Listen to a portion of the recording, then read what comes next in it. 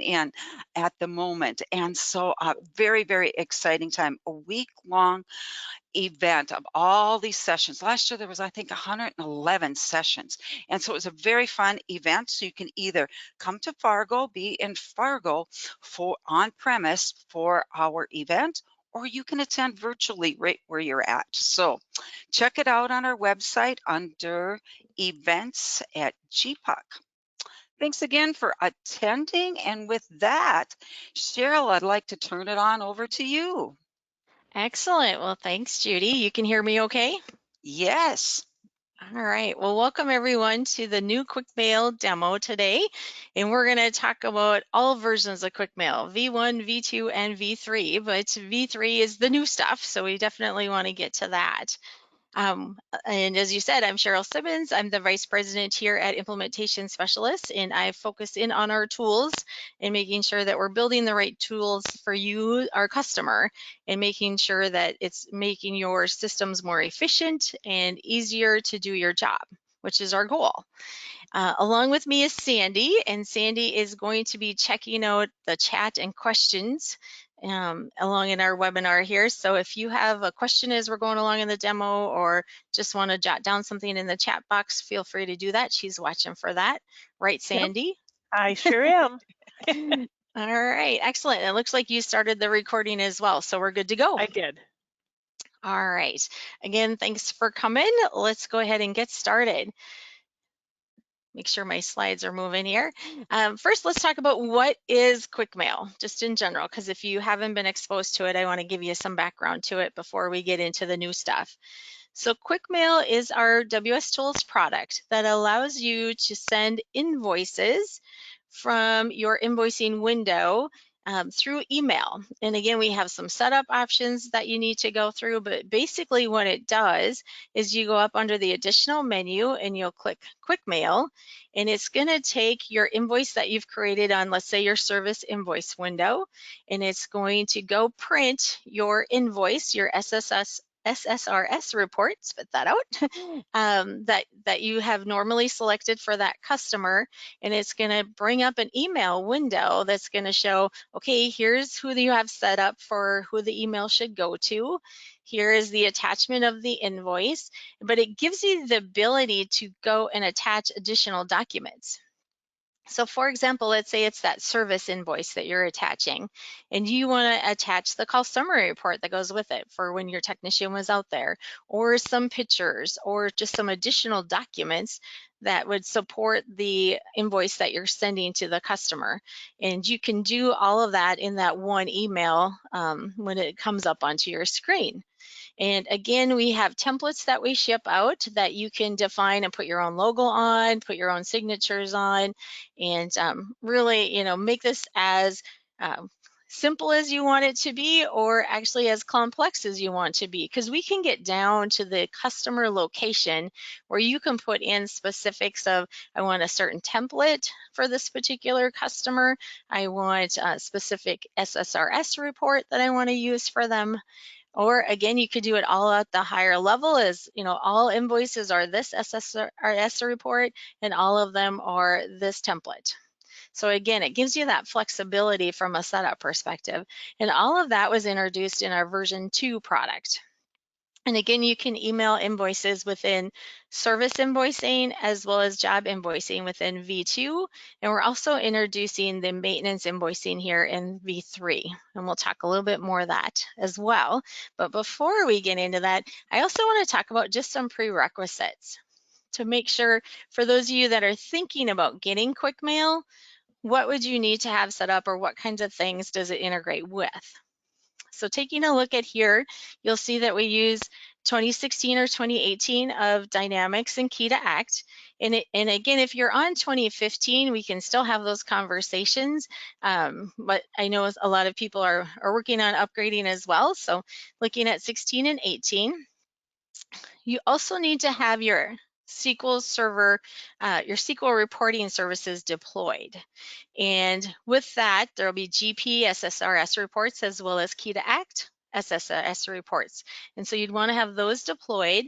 And there's one more piece that goes with that, is that in your WS reports table, you'll need to have defined which reports you want to print for which options you see in your invoicing windows. So for example, when you're in the service invoicing window, you'll see invoice 1 through invoice 8, unless you've renamed them. But there you can go ahead and map them within your WS reports table to say, okay, invoice 1 means this invoice. Invoice 2 means this invoice. So again, you may have already have all of that all set up and using it today, which is great. Then you wouldn't have any additional steps to get QuickMail up and going.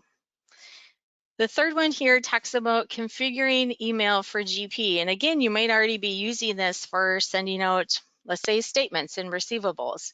And it's, again, not hard to do, just a couple different windows to making sure that you have your configuration, if you're using email exchange or if you're using more of a POP product, being able to get those configured, and then putting in email addresses in so that when your documents come up, when we go ahead and do our demo, you'll see that sometimes we have email addresses in there based on our setup and sometimes we don't.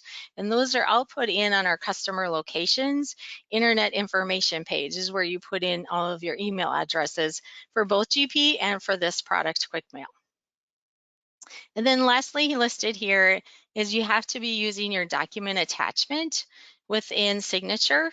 And one other piece with that is you have to have the PDF as one of your document types, because that's what we're creating. When we create the invoice, we are going to create here a PDF document and attach that to your master record. So to your service call, to your job, etc. Okay, Sandy, I'm going to keep on going unless you tell me there's questions, okay? Yep, keep going. There's no questions so far. So remember right. to chat those in if you've got them. All right, so we're going to switch over and do the demo. I'm going to bring over my GP. And Sandy, if you would tell me if you can see my GP. I can. Just to make sure that I did share the actual my whole screen and not just piece of it. Oh, it looks like all these windows are going over here. Okay. All right, so for our demo, what I've done here is I'm going to talk about, and I'll say V2 and V3 because a lot of enhancements came out in V2, so I want to make sure you're aware of those and they're still in V3. And then we'll talk about the additions that came out here for V3. So I'm pulling up a service call and I'm going to go into the invoice window. And I am running Avalara as well, so you can see that. Takes a minute there. All right, so for this invoice, normally you would come up and choose print, and you can still do that portion. Like once you have your invoice information in, you mark it complete. Typically you would come up here, print invoice. And again, I'd still recommend that you do that process and just making sure that all the information that you have on your invoice as it's printed looks good to you. That's kind of your audit, your review information. And then after you do that, under additional, you can choose QuickMail. And so with V2, you have the option to send documents right from your invoicing window. And you'll have that again with V3, but you'll also have more options as well. So for selecting QuickMail, good, it came up on the right window. You have the ability here to edit any of the information that you had put in your setup windows. Okay, so let's take a look at that. So first off, it comes in the email to, and this is coming off of my customer. And again, you can set them up just at the customer location level, or we have additional options where you could choose to bring this particular email address off of your contact, off of the roles. And you could choose which roles of your contacts that you want to have the email address default from. And again, that's all in setup, and we'll take a look at that here shortly. Also, too, you have your email template, and this again can be user definable by customer location, or you could set it up at the highest level of, for all service invoices, this is the template I'm going to use. And by template, we're really talking about the data that gets fed into this email structure here. And again, you can override it even if it's coming in off of your template, and we do ship out templates with each of our document types. Subject, again, this is coming from setup, but you have the ability to change it right here when it comes up on this window. The powerful thing it did behind the scenes is it went out and created your SSRS invoice and attached it here within the document attachments. And so it automatically selects it. But if you also had documents that were in your WS document table for this particular service call, they would be listed here as well, and you could easily attach them by marking the selected button. So that's cool, right? You could have that call summary report just automatically attached by one little click. The other piece is, let's say you're like, okay, I think everything's on that invoice. Let's take a look at it. You can click on the view button right here and it'll open that up in the viewer so you can see, oh, yep, this looks right. This is what I want to send to the customer. So that I think is just everything's kind of at your fingertips. And there's more, Sandy. We can go to the other documents. And this is if it's not in your WS Docs table or attached to the service call in this case. You might have other documents, whether it's out on your network or on your local computer, that you would also want to attach and send to the customer as well to support this invoice. And here you can just go ahead and find them on your system, click add, and then they'd be listed down here. And then if you wanted to delete one that you added and went, oop, that was for the wrong customer, you could highlight it and click remove or remove all. So again, very easy from that perspective. All right, so we are going to go ahead and send that email.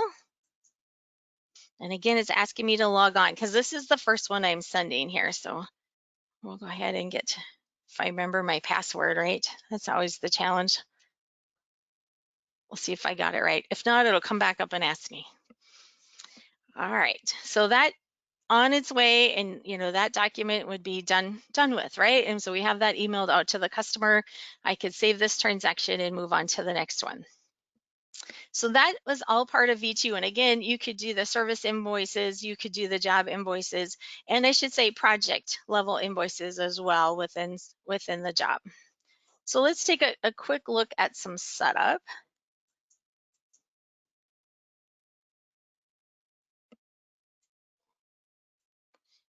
In our QuickMail setup, this is where you turn on or enable QuickMail for the different options, the different documents that we have within the system.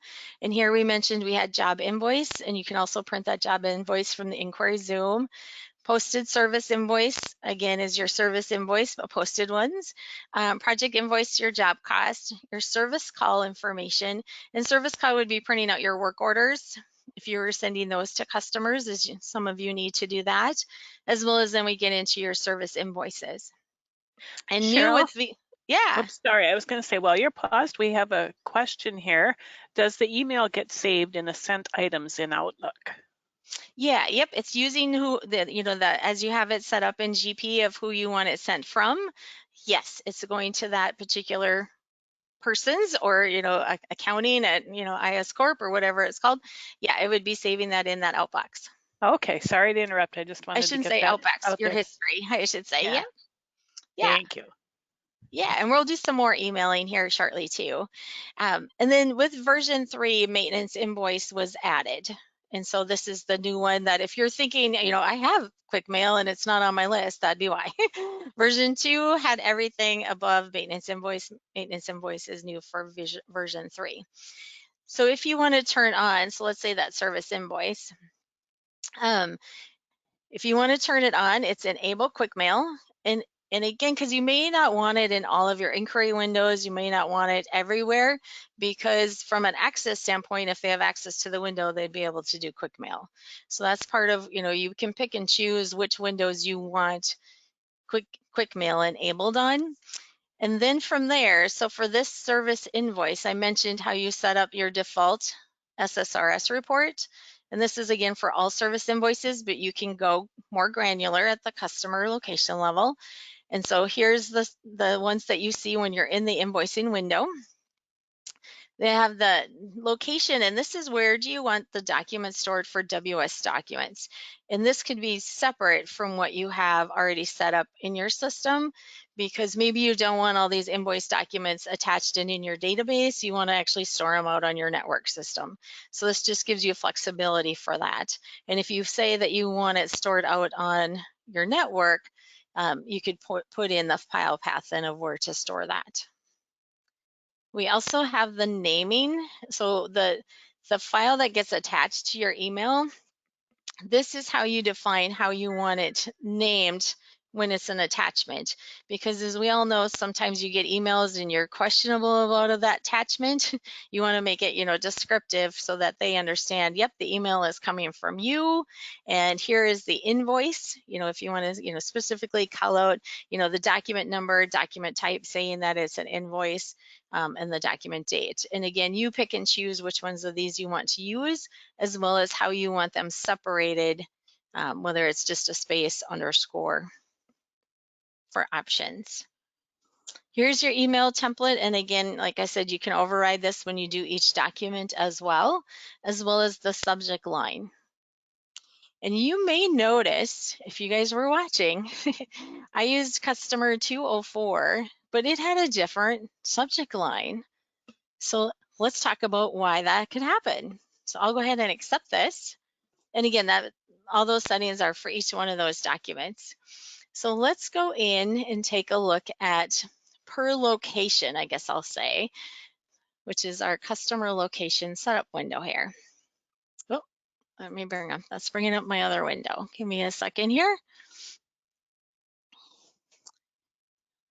Right here, you'll see QuickMail and our two setup options. I had just a shortcut into that setup window, but I'll go into the customer location setup window.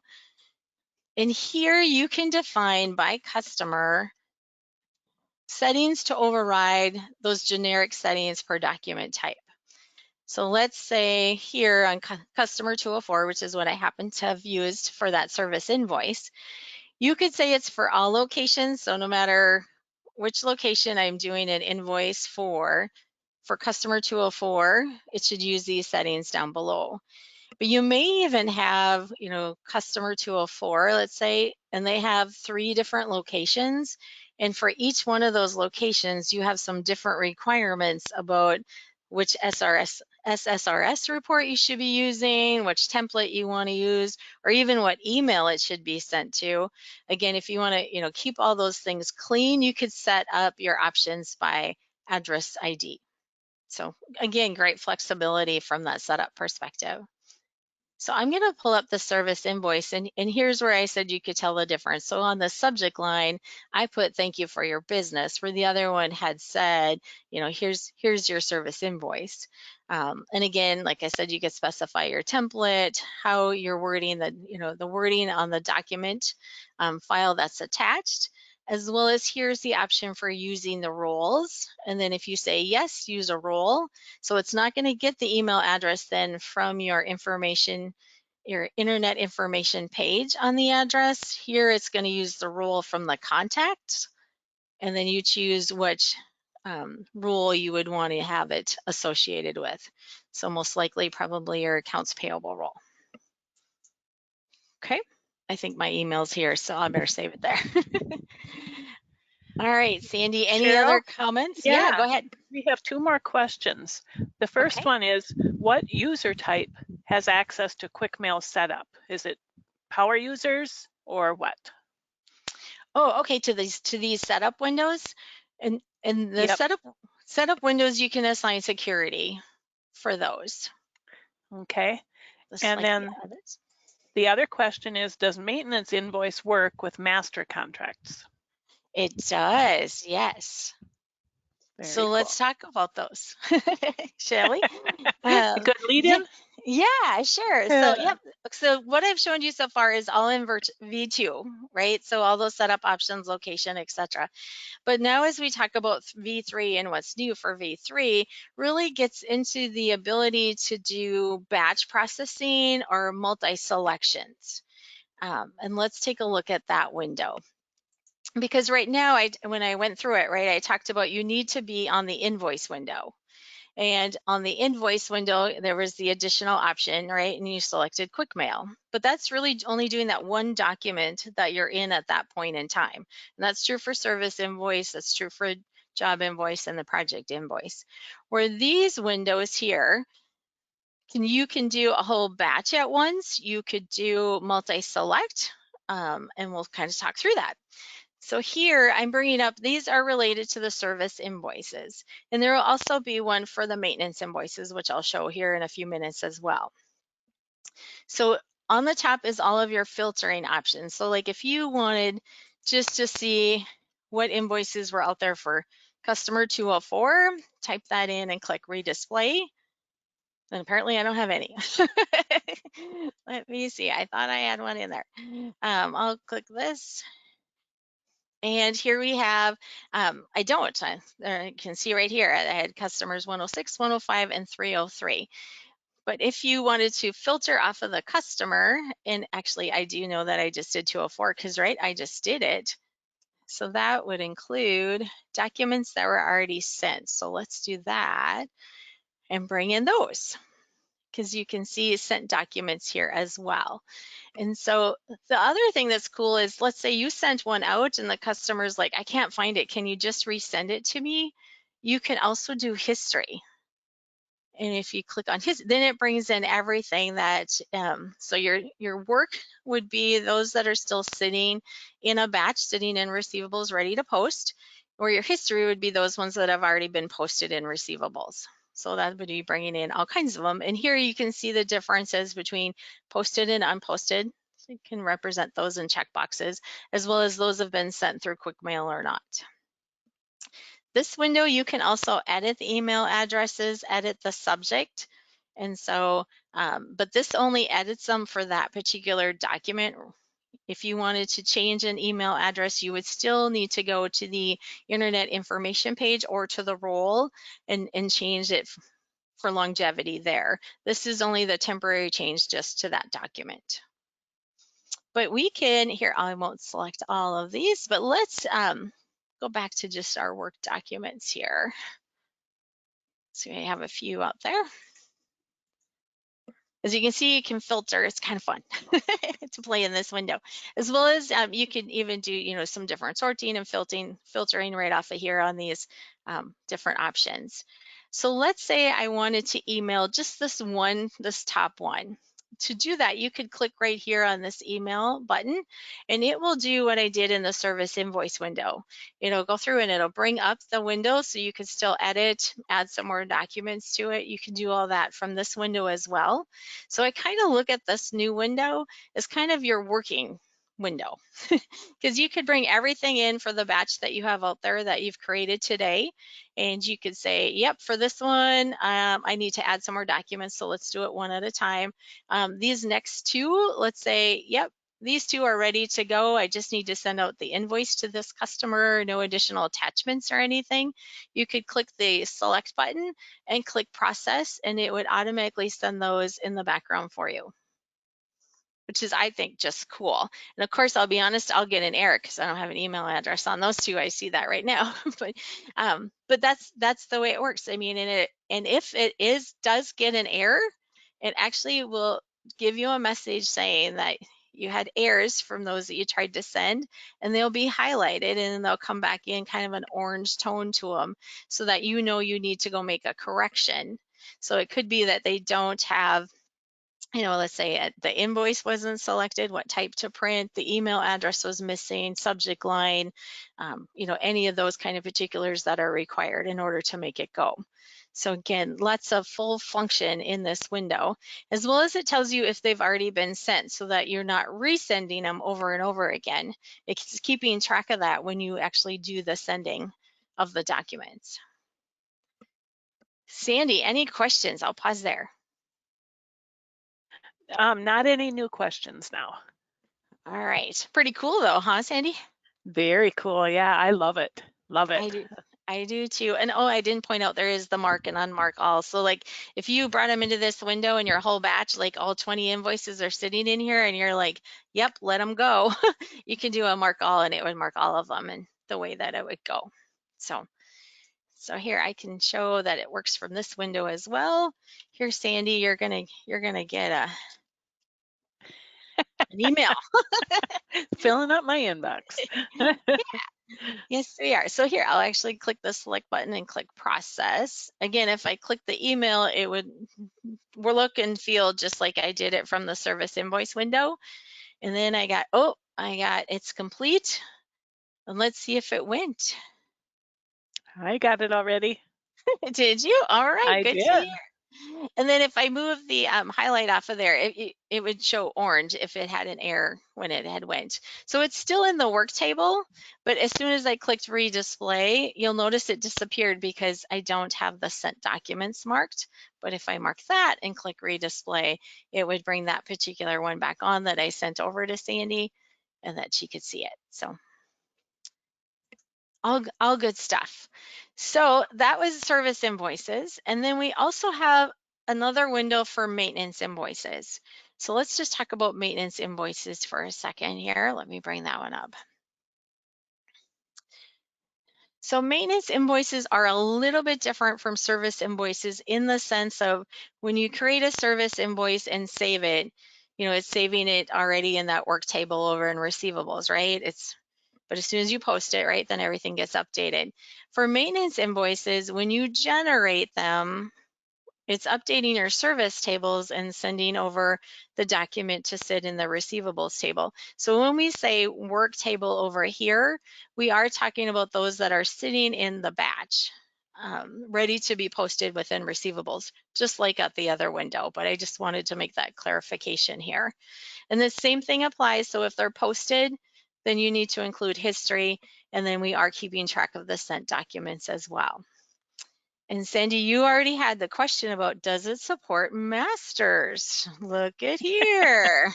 I happen to Very have cool. a few masters in my documents right now. So yes, and it's listing the master contracts that these particular invoices go with in the window.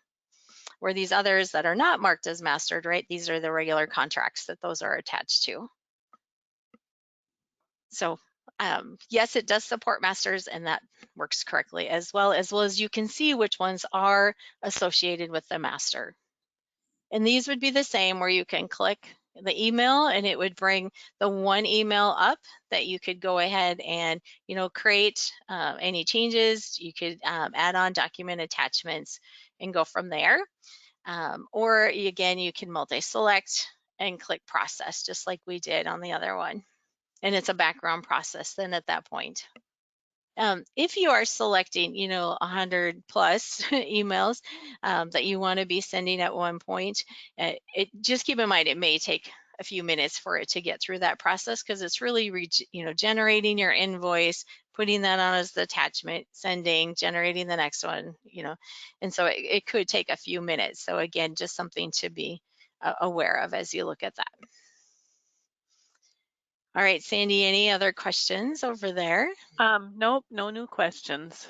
No new questions. Okay, because I know we're down to the last couple minutes, right? I'm watching my time. But again, with the V3 and just the power that you can do it, whether singularly right in the window while you're in your invoicing windows, or from a batch perspective, and I'm saying batch, but you don't have to do it by batch. You can. You'll notice that batch is an option up here on top, but you could do it by division. You could do it by particular invoices. Again, these are all filtering options here on the top that you can fill in and then click redisplay.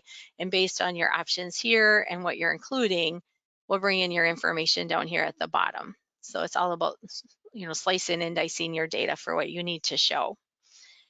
All right, so I do want to take a minute and jump back over into our slides here because I want to remind everybody about we have some synergy promotions going on right now.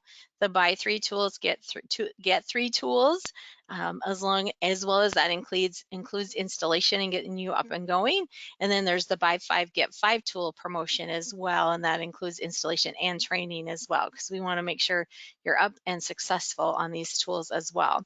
And this is part of that promotion. So if you want to get QuickMail and get up and going with us, we would certainly help you and assist you with that as well. And more questions, reach out to us here at Implementation Specialists. We'd love to answer those questions, help you make decisions, what would work best for you, how this would work in your environment, any of those type of things.